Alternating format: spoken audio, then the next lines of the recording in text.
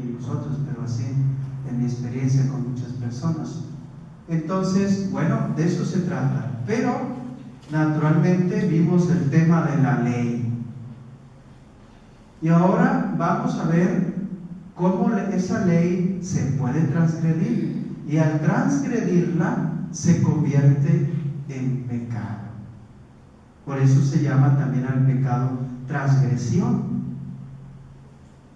Y naturalmente el tema del pecado, de la transgresión, pues es clásico pues en la teología moral, pero es más conveniente tocar este tema clásico del pecado, de la transgresión, pero desde un efecto contrario. ¿Por qué no hablar mejor de santidad? Que sería el aspecto contrario. En lugar de estar siempre acusando de pecados. Miren, hermano, los pecados son así, así, así, y este es un pecado mortal, y este es un pecado venial, y no cometan estos pecados. ¿Por qué mejor no hablar de lo positivo? Un llamado de Dios a la santidad. Se me ocurrió, y eso es lo que les voy a compartir. El llamado a la santidad, ¿dónde está fundado? Está fundado en la teología del Dios Santo. Del Dios Santo. Y Jesucristo toma esta máxima evangélica: sean santos como su Padre Celestial es santo. ¿No es cierto? Eso dice Jesús. Entonces vemos que esa moral de Jesús se funda en esta exigencia de hacer el bien sin descuidar de evitar el mal, como hemos estado aprendiendo, ¿verdad? No solamente es tratar de evitar el mal, sino tratar de hacer el bien, ¿sí? Porque si no tratamos de hacer el bien, podemos caer en el pecado de omisión. El Señor te pone una circunstancia para que tú actúes y salves una situación, para que no andes solamente acudiendo al Santo Sacramento de la Penitencia para decir: Padre, yo maté, yo robé, yo hice esto, yo hice esto otro, y yo hice esto más otro. Bueno, sí, pero ¿qué hiciste de bueno? Pues no, por lo ordinario. O sea, siempre andamos confesando el aspecto burdo del pecado, y no aquellas cosas que podemos hacer bien. De tal manera que entonces esta moral de Jesús se convierte en algo profundamente interior, ¿sí? Es un llamado, si ustedes quieren, a la conversión, pero va a ser el tema de la semana siguiente, es decir, del mes siguiente.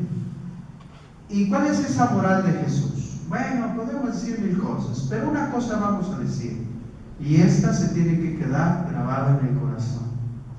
La moral de Jesús es una moral de obediencia al Padre. Búsquenle por donde quieran y todo va a venir a caer aquí. La obediencia al Padre. Desde ahí surge la obediencia de Jesús, y desde ahí surge la obediencia al Espíritu. Entonces, el verdadero discípulo se mueve en torno a ser obediente al Padre y al Hijo y al Espíritu Santo. Al Padre porque buscamos su voluntad, al Hijo porque tratamos de vivir su palabra, y al Espíritu porque esa insinuación interior nos debe de guiar a hacer el bien moral. Es la obediencia. ¿Por qué creen que insisto, hermanos, tanto en la obediencia? Y como dice San Pablo, un discurso puede convencer, pero eso no significa que lo vayamos a vivir. Así es que ustedes levanten la mano los que creen en la obediencia, y todo el mundo la va a levantar. Pero después, ¿son capaces de vivir la obediencia? Esa es la cosa. De tal manera, hermanos, que nos auguramos que con el tocar estos temas algo se mueva en nosotros, y que seamos conscientes que la obediencia es el timón de nuestro barco, y que en la medida en que obedecemos agradamos más a Dios nuestro Señor. De tal manera, hermanos, que Santo Tomás afirmaba que la ley en el Nuevo Testamento no es otra cosa que la misma gracia del Espíritu Santo. Esto no es nuevo en realidad. Probablemente Santo Tomás de Aquino se refería al profeta Jeremías, que decía que el Señor ya se había cansado de tantos sacrificios y holocaustos y ofrendas que le hacían, como si se las fuera a comer. Si fueran ofrendas vegetales en el templo, pues el que se las aprovechara era el sacerdote. Si eran sacrificios, y luego cayeron en la creencia que si quemaban un becerrito, que se quemaba la carne grasosita, y ese olor de la carne grasosita subía como un incienso a Dios, y que decían, ¡ay, qué rico! ¡Ay, yo te voy a hacer un taco! Pues no, como si Dios se alimentara ¿no? Entonces, a veces hacemos el ridículo en nuestra apreciación de Dios, en nuestro conocimiento de Dios. Por eso dice Jesús, nosotros no sabemos orar como conviene. No sabemos orar, tenemos que aprender. Pero entonces, el Espíritu, dice San Pablo, habla desde dentro de nuestro ser y dice una palabra: Abba, Padre. Abba, Padre. Así dice la carta a los Romanos. Pero atención, no está diciendo amo mío, patrón mío. Dice Abba, Padre. Es decir, el Espíritu me hace reconocerme a mí mismo no esclavo, porque la moral de Jesús no es una moral de esclavos, es una moral verdaderamente de libertad, porque somos hijos de Dios. ¿Sí? Nuestra relación con Dios cambió desde Jesús. ¿Sí? De tal manera que no somos esclavos, sino hijos queridos, y en cuanto hijos vivimos en esa libertad, en esa alegría, confiados, ¿verdad?, que Dios nuestro Señor también nos reconoce como hijos. Entonces es una moral elevada, es una moral libre, es una moral verdaderamente hermosa. Pero claro, yo les digo, hay que creerlo. Es que nos queda muy ancha la cosa. Somos verdaderamente hijos de Dios. Pero de veras, ¿te sientes tú realmente hijo de Dios? No debe de haber de excitación.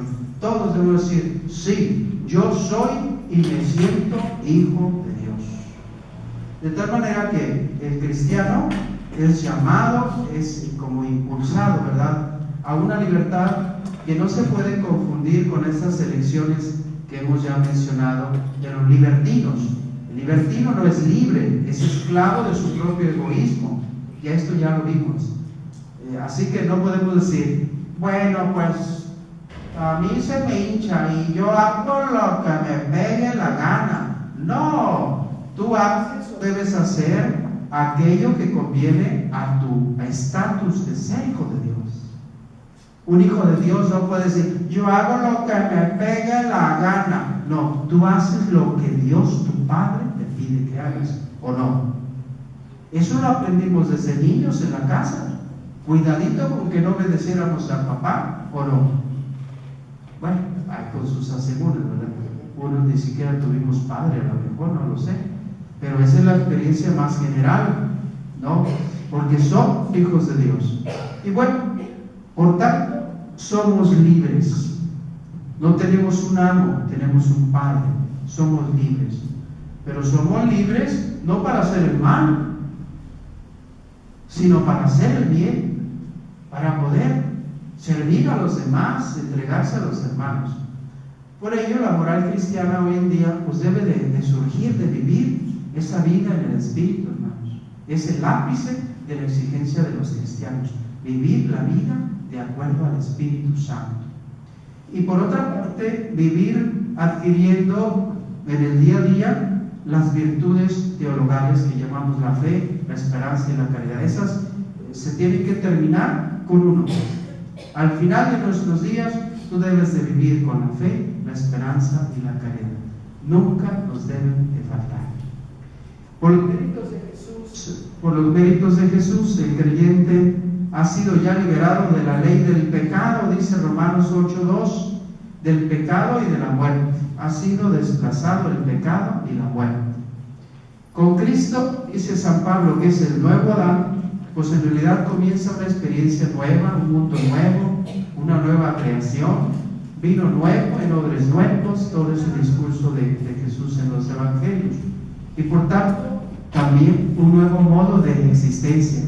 Por eso a los cristianos que venían del mundo pagano, ¿verdad?, de los cananeos, o por ejemplo los más comunes eran los que venían de los griegos y que se hacían cristianos siendo griegos, con una cultura pagana todo lo que da, con un montón de dioses, unos más importantes que otros.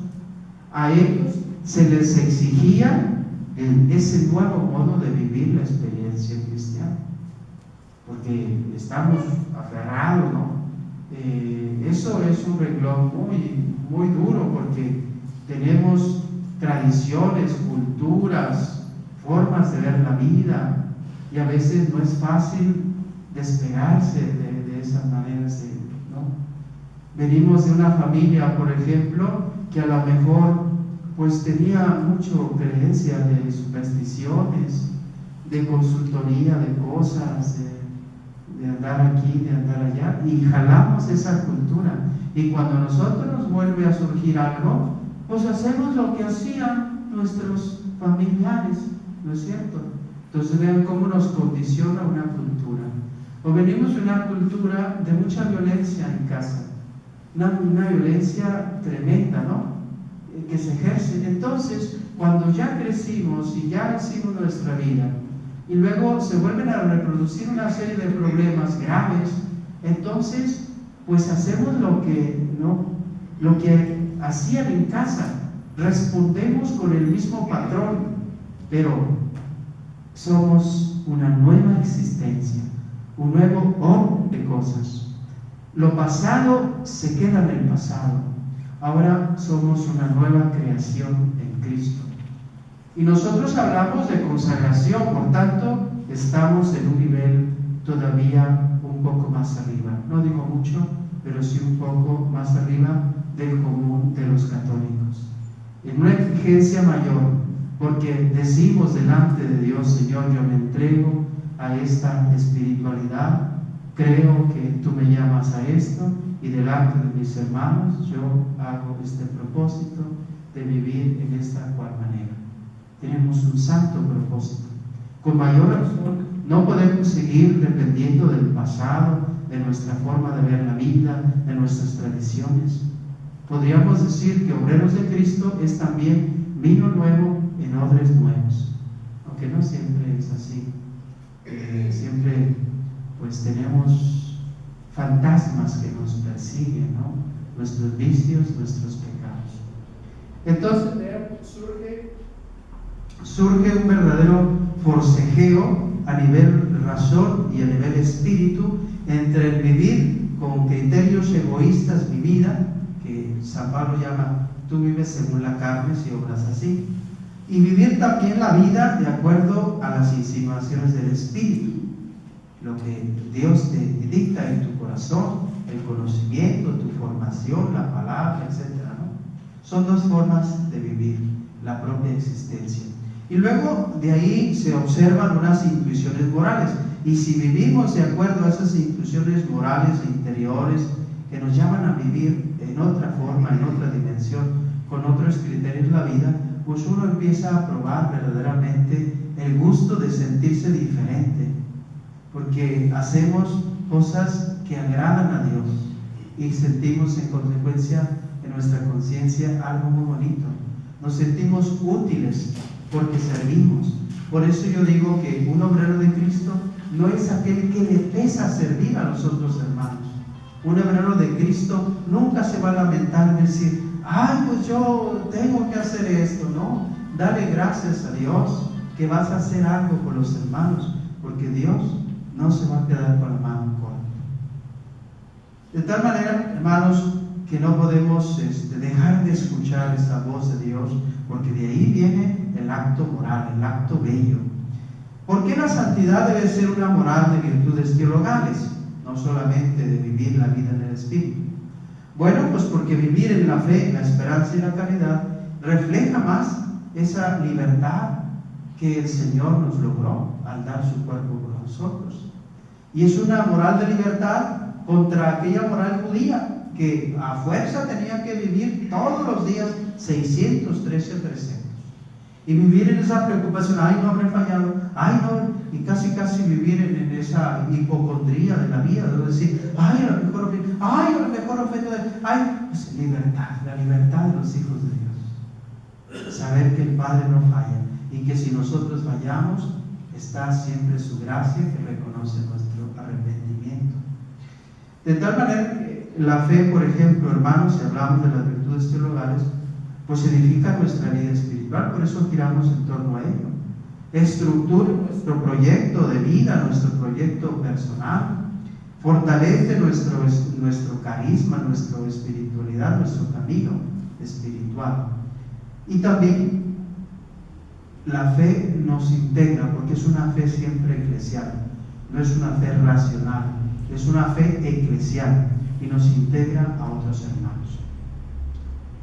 Yo siempre lo digo, el futuro de la iglesia se vive eclesialmente o no se vive. El cristianismo, la fe que le distingue, se vive eclesialmente o se pierde. Por eso en las homilías de tanto en tanto me gusta recordarles a los hermanos, intégrense a grupos apostólicos, intégrense. Hay muchos que el Espíritu Santo ha suscitado, pero no anden al garete, porque me hacen recordar a la oveja que anda fuera del redil, ahí pajareando nomás. No, métete al redil, porque ahí estás protegida, ahí te formas, ahí todo. No, es que yo quiero mi libertad. No, quieres ser libertino, que es otra cosa, ¿verdad? La esperanza, pues como virtud, nos conduce primero a concluir la misión que Dios nos ha dado. Y la conocemos, podemos intuir, pues yo creo que mi misión era esta.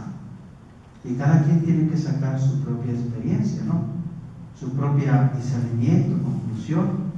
Por tanto, no dejamos de cumplir lo que nos corresponde porque sabemos que hay un premio más allá de la muerte.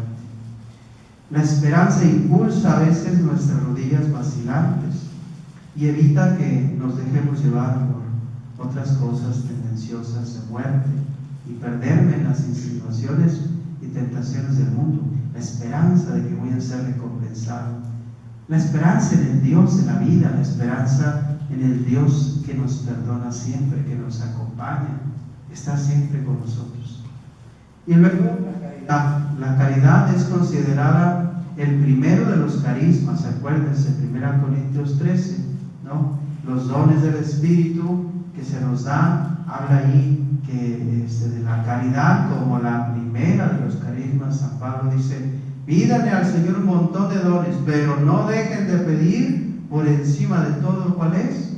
La caridad, el amor a nuestra familia, ya sea biológica y ya sea espiritual.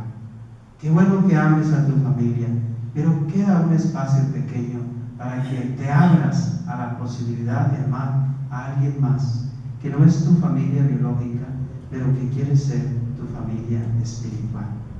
Y sin desalientos, porque alguien puede decir, oh, si esa es mi familia espiritual, esa hermana que hizo esto, que hizo lo otro, que me puso este mal ejemplo, que me hizo así, que no me saludó, que se hizo la que no me vio, y me la encontré en Soriano, y no me quiso, y yo me la puse casi enfrente y no me vio. ¿No? Estos discursos los he escuchado toda la vida, ¿no? Y saben que el problema de fondo es una falta de comunicación. Son malos entendidos. De veras sabemos gente tan distraída que damos la impresión de que no vemos a las personas. Y efectivamente vivimos en el mundo de lo que tengo que hacer, pero no hay maldad, no hay intención. Es fulana, la del grupo tal. Lo voy a hacer así para que no vea que la conozco. ¿Con qué objeto? quieres dañarla o te cae gorda. No hay ninguna intención mala, ni en ti ni en la otra persona. ¿Por qué te quieres aferrar a no vivir la caridad de Cristo? La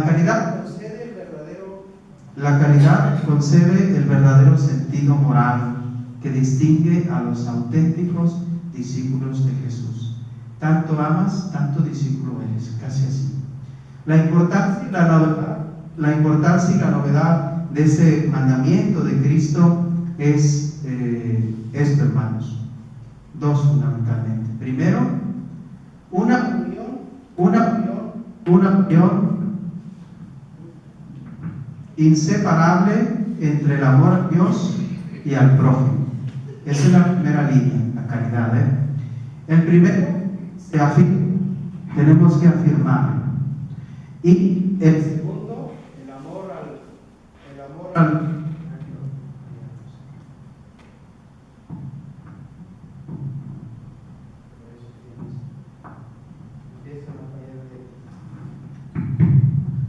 el amor al prójimo se confirma. Uno se afirma y el otro se confirma.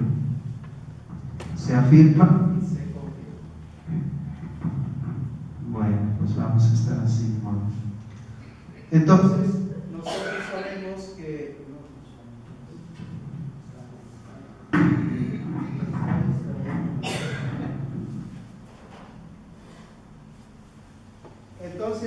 sabemos bien que estos dos resumen la ley y los profetas.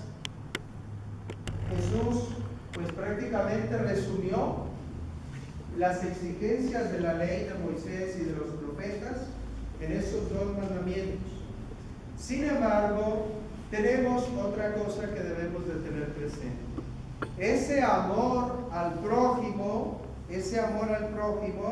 se expresa con tres exigencias que tenemos que ir poco a poquito ejerciéndolas. Hermanos, esto es lo más complicado de la vida cristiana, pero sí lo podemos hacer. Y por favor, esfuércense. Son consagrados a Cristo, son consagrados a la Trinidad. Estas son las tres vertientes de la caridad al prójimo, del amor al prójimo. Amar hasta los propios enemigos, amar de manera sacrificial como Él nos amó misericordiosamente, y perdonar siempre las ofensas recibidas. Esas son las tres vertientes. Y como somos a veces muy reacios a aceptar, no separamos, o mejor, no somos capaces de decir, bueno, esto se aplica en mi vida así, así, así. No somos capaces, o no queremos, o nos hacemos. Pero ya nos podemos preguntar, ¿perdonamos siempre las ofensas? Bueno, a mí no me digan, ¿no? El Señor sabe, ¿no? ¿Perdonamos las ofensas? Amamos, como decía Santa Teresa de Calcuta, hasta que nos duela, con un amor misericordioso, sacrificado. ¿A quién? ¿A mi esposo, a mi esposa, a mi hijo, a mi hija? ¿A mi compadre, a mi comadre, a mis vecinos, a quien sea? Pues qué bueno que hagas apostolado en las clínicas, pero primero haz tu apostolado ahí con los tuyos. Amor a los propios enemigos, lo más difícil. Esta es la cerecita del mandamiento del amor. Y pensar que la tenemos que vivir si de veras somos. Y debemos no avergonzarnos. Debemos atrevernos a hacer lo que Jesús quiere que seamos. Cristianos extraordinarios, no ordinarios. El ordinario no lo va a vivir. Pero Jesús dice, tenemos que hacer lo que otros no hacen. Si esto lo haces para que el otro te vea, ¿de qué te sirve?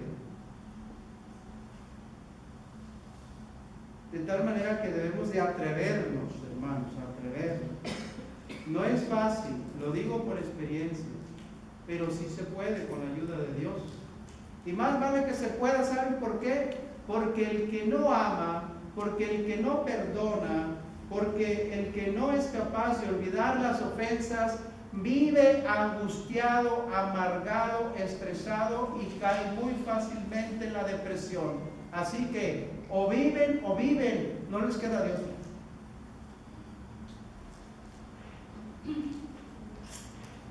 Y antes de venirme, una persona me trató este mismo problema, que no ha podido perdonar y que no sabe qué hacer porque no perdona. Pues sí, nos vamos arrinconando en el rencor, en el odio. Hay que soltar todo. O todavía después de muerte quieres ir cargando aquello. Por tanto, vean, esta moral de santidad, por supuesto que tiene una piedra de tropiezo. ¿Cuál es la piedra de tropiezo a esta moral de santidad según la lógica lo dicta? ¿Cuál será esa piedra de tropiezo para que nosotros lleguemos a esa altura de santidad, como nos lo pide el Evangelio? ¿Cuál es la piedra de tropiezo? No saber obedecer. La soberbia, no saber obedecer. ¿Qué más? El orgullo, el egoísmo, no tener caridad, siguiendo las ideas que hemos estado. El rencor, es rencoroso. El rencor, ¿sí? O sea, en otras palabras, esa piedra de tropiezo para tener esa moral de santidad eres tú.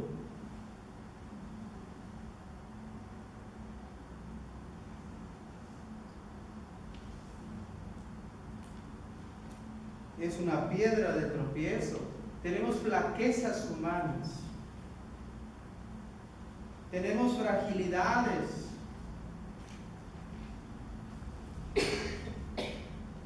Y eso nos hace cometer la transgresión a los ideales de Jesús para nosotros. Esas flaquezas también acallan la voz del Espíritu en nosotros. Porque Él quiere hablar y nosotros lo apabullamos con rencores, con egoísmo. Entonces, esa incapacidad que me decía esta persona, es que no puedo perdonar, describe el mismo problema que otras personas tienen y a lo mejor tú también. No, padre, yo no tengo ese problema, yo perdono siempre. ¿Cuándo fue la última vez que te hicieron una de esas durezas? No, pues todavía no, pero yo perdono siempre. Pues mira, mejor no cantes victoria, porque Dios te puede poner a la prueba. Y te aseguro que le vas a batallar, porque no es fácil. Yo duré 1 año lastimando mis vísceras por el odio que yo sentía. Así que por experiencia se los digo, no porque lo leí en un librito, porque hice una caminación. Entonces, si eso me pasa a mí, te pasa a ti, te pasa a él, le pasa a mi mamá, le pasa a mi hermana, a mi hijo, a mi esposa, entonces significa que hay algo. San Pablo la llama la ley del pecado. Y la presenta así como el instinto a pecar que todos nosotros tenemos. Está agazapado el instinto, esperando a ver para salir. Dice así el texto Romanos 7, 15, 21. Esto lo voy a leer total porque es la filosofía de Pablo. Porque él se siente también así. Él siente que hay cosas que la mente le dice que no están bien y termina haciéndolas. Y te dice claramente, es que esto no está bien, y terminas haciéndolo.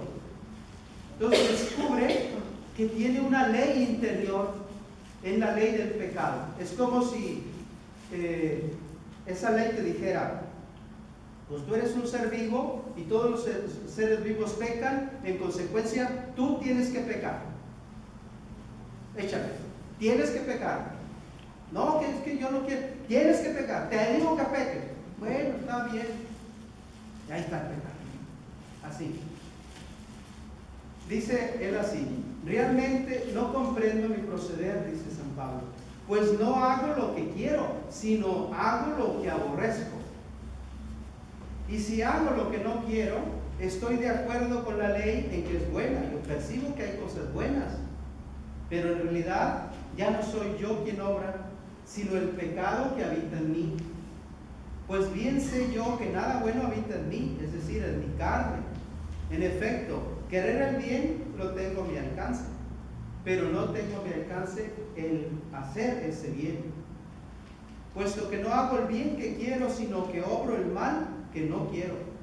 Y si hago lo que no quiero, no soy yo quien lo obra, sino el pecado que habita en mí.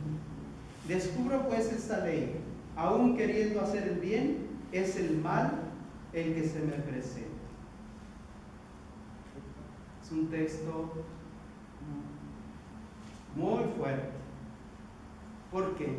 Porque es la experiencia de un hombre que sufre esa distorsión interior. Quiero hacer el bien, pero no puedo. Quiero perdonar, pero no me sale. Quiero olvidar que me hicieron daño, pero me vuelve a recordar la cosa, ¿verdad? Quiero finalmente quitarme este vicio, no puedo. Ya me dijeron los doctores que esto y que lo otro, que me voy a morir. Pues sí, pero no puedo. Tengo que hacerlo. ¿Sí me explico? Sí, es un fuerte condicionamiento. Pero no nos determina a pecar. Porque Jesús, al morir en la cruz, se supone que rompió esto. Y aunque tengamos la tendencia, el Espíritu que nos da la fuerza para vencer. Y si caes, no hay problema, porque está ya vigorizado, por así decir, el perdón de Dios con la sangre de Jesús. Entonces, Jesús nos libró de tener que morir de las influencias del demonio y del tener que pecar. Es decir, está ahí como tendencia porque somos frágiles. Ya nos libró del pecado original, pero está algo presente ahí. La colita del pecado original está ahí, que es el egoísmo profundo. Y el egoísmo nos traiciona. Por tanto, ¿cómo podríamos definir el pecado? Bueno, pues San Agustín tiene una palabra muy cortita. Este era el estilo de él. No el estilo de Santo Tomás, que para explicar una palabrita así te hacía un libro. Y al final decías, ¿cómo fue? ¿Qué? No. San Agustín dice, ¿qué es el pecado? Es una palabra, un acto, un deseo contrario a la ley eterna. Esa es la definición de Agustín. Una palabra, un acto, un deseo que es contrario a la ley eterna.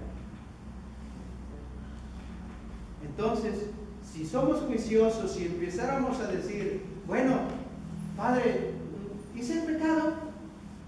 ¿Cometí este pecado o no? Dudamos de que aquello que hicimos sea pecado o no. Bueno, pues compárate. ¿Ese mal que hiciste es contrario a la ley eterna? ¿Es contrario a tus principios? ¿Es contrario a la ley moral? ¿Es contrario a la decencia cristiana? ¿Es contrario a... y así? Si es contrario, entonces estamos en un cierto grado de transgresión y hay que corregirse. Por tanto, vean, el pecado es la gran piedra de tropiezo para la moral de santidad y nos va a estar ahí atorando cada día. Padre, es que yo sí quisiera consagrarme, pero me conozco, no sé, no voy a poder, no voy a dar el ancho. Bueno, yo a veces no sé ni qué decir, porque si le doy al violín, si no le voy a dar también al violón. Entonces, dices, hermana, pues discierne y haz tu camino. No puedo hacer más. Es una gran piedra de tropiezo, porque el pecado, hagan de cuenta, contradice la vida del espíritu y contradice las virtudes teologales. Hagan de cuenta que el que vive en el pecado, no el que comete un pecado, sino el que vive en el pecado, contradice su fe contradice su consagración, contradice su esperanza, contradice su caridad, todo. Ahora, ¿cuál pecado? ¿Todos? ¿Y en qué consiste ya en concreto? Bueno, pues vamos a ver algunos. La teología moral enseña que para que un pecado sea un pecado, necesita 3 elementos fundamentales. Esto es clásico. ¿Se acuerdan cuáles son? El consentimiento. Que transgreda una materia grave. Primero, materia grave, y luego conocimiento, y luego consentimiento. ¿Sí? Entonces, eso define, digamos, pues el pecado, ¿verdad? Ahora bien, la materia, pues es variadísima. Parte de un simple pecado de gula, pasando por el robo, la presunción,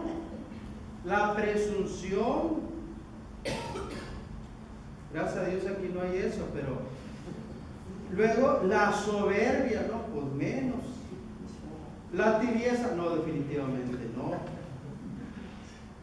Pero también hablemos de los pecados de omisión que nadie dice.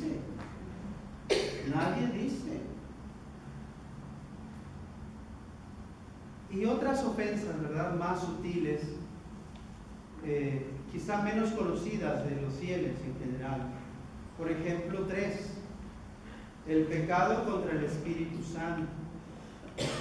Los pecados que claman al cielo son más sutiles, y los pecados capitales que ya conocen. ¿Cuál es el pecado contra el Espíritu Santo? La obstinación en cometer un pecado grave y una y otra vez. Me recuerdo que cuando recién me ordenaron, pues yo salí como toro al ruedo, ¿verdad? A ver a quién confesaba. Me fui calmando porque la vida me dio varios reveses, ¿verdad? Pero hubo una persona que me agarró cierto aprecio y me llevaba a desayunar y se confesaba. Y siempre confesaba el mismo pecado y era de una cierta gravedad. Pero luego me invitaba otra vez y a la semana siguiente ya estaba otra vez y así, hasta que la tercera vez le dijo: oye, espera, esto como que ya no está bien, es un pecado grave, me estás haciendo cómplice de tu pecado. Porque ¿qué dice la preparación a la confesión? Confesión, pero también espíritu de enmienda. Propósito de enmienda. Y mi hermanito, pues tú ya lo tienes hasta estandarizado, hasta cronometrado. Cada semana me viene, no. Si no dejas esta situación, búscate a otro lugar. Ay, no me diga eso, que yo creí encontrar en usted una comprensión. Pues sí te comprendo, pero el sacramento exige esto. Y yo no me voy a ser cómplice de tu pecado. Así que me puedes seguir invitando. Otro pecado más sutil que casi nadie conoce, el presumir de salvarte por tus propios méritos. Hay gente así, sobre todo aquellos que dan un poco de dinero y se lavan la conciencia, ¿no? Eso también es un lavado de dinero espiritualmente. Y otros que están a duro y dale pensando cosas, herejías, pecado contra el Espíritu Santo. Otra que se la pasa comiéndose las curas a las monjas, al Papa, es su plato preferido. También es un pecado contra el Espíritu Santo. La desesperanza es un pecado contra el Espíritu Santo. Y esas cosas no se dicen, ¿verdad? Los pecados que claman al cielo, ¿cuáles son? Bueno, pues entre otros, ¿verdad? Pues el homicidio. Por eso ese pecado del aborto, que ahora está hasta legalizado, es un absurdo al 1000 o al millón, ¿no? El abuso a menores, por supuesto que es un pecado que clama al cielo. La opresión de los débiles, Por supuesto que es un pecado que clama al cielo. La retención del salario a los obreros. ¿Sí? Y hay otros más sutiles que no se conocen. Esa muchachita, jovencita de 18, 25 años, que llega a trabajar en una casa y el móndrigo viejo ahí anda haciendo cosas, es un pecado que clama al cielo, es un abuso de autoridad, sobre texto de que si no, entonces no te pago, te corro de mi casa, te mando a no sé dónde. Eso es un pecado que clama al cielo. Y tarde o temprano, el Señor ajustará cuentas. Y no quisiera estar en su proyecto. Hermanos, de veras, perdemos la dimensión del pecado. ¿Sí? Bueno que tendamos a la santidad, pero tener también presente estos rubros, estos renglones. Pecados capitales ya lo conocen: la soberbia, la avaricia, la lujuria, la ira, la gula, la envidia, ¿no? Y la pereza, ¿sí? Levante la mano el que más de alguna vez ha caído en el pecado de la pereza.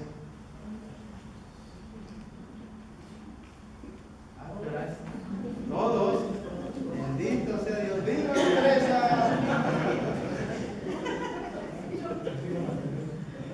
Dense tiempo para descansar, pero eso no significa. Bueno, ya voy terminando, porque ya veo 2 o 3 que me están diciendo. Entonces, otra cosa que tendremos que aprender de este renglón es que pensamos que un pecado es menos pecado cuando está referido solamente para mí. Normalmente todo pecado tiene una portada social, es decir, tu pecado, aunque lo hayas cometido en el íntimo de tu conciencia, afecta de cualquier manera a otra persona. Entonces tiene una dimensión social, tiene una dimensión, es decir, una portada que repercute en nosotros. ¿Sí?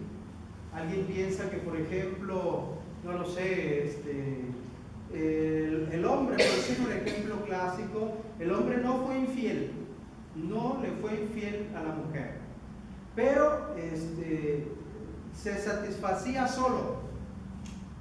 Es un pecado contra el sexo, no pasa nada. Pues sí pasa, porque trae consecuencias al interno de la relación de pareja.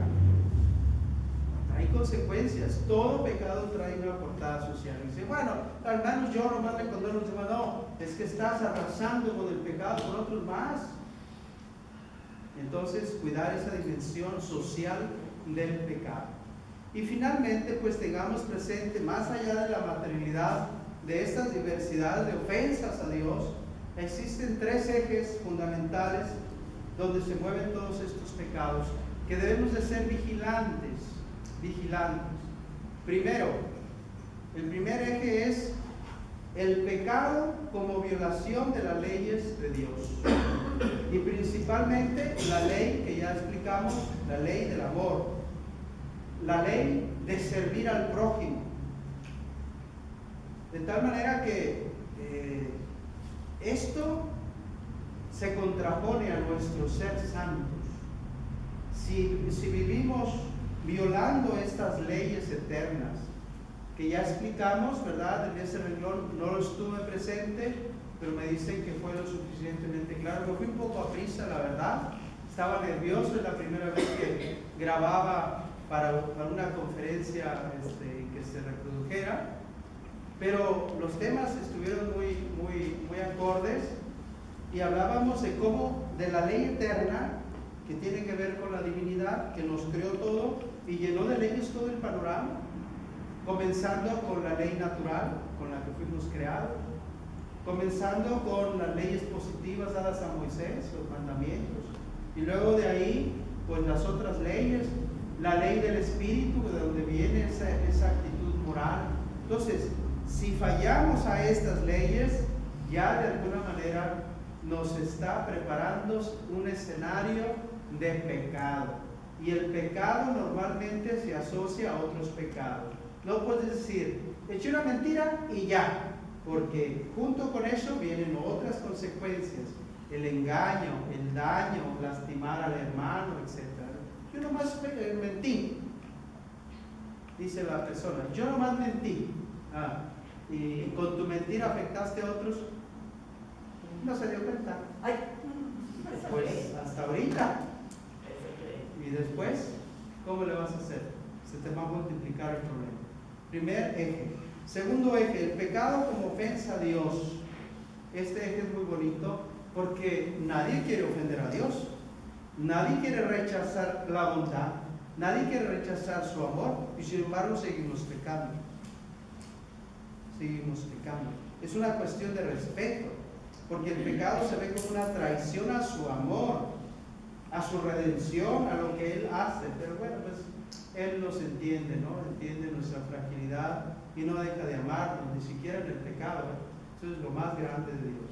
Pero bueno, nuestra reacción debe de ser esa, ¿no? Que me duela el alma cuando le fallo a Dios, porque Dios es su amor, Él es amor, porque Dios me ayuda, me recompensa y yo salgo con otra cosa.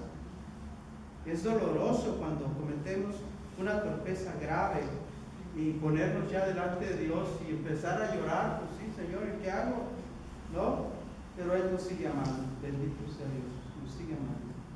¿Sí? Y tercer eje, el pecado normalmente tiene la psicología del alejamiento de Dios. El pecado no te va a decir, sí, ya, vente, ya, se acabó todo. No, el pecado te va a mantener fuera de Dios.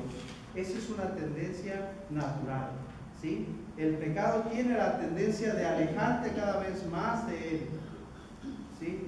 No le conviene a un consagrado, a un buen discípulo de Jesús, a un verdadero hijo de Dios. Ya estoy terminando, ya terminé.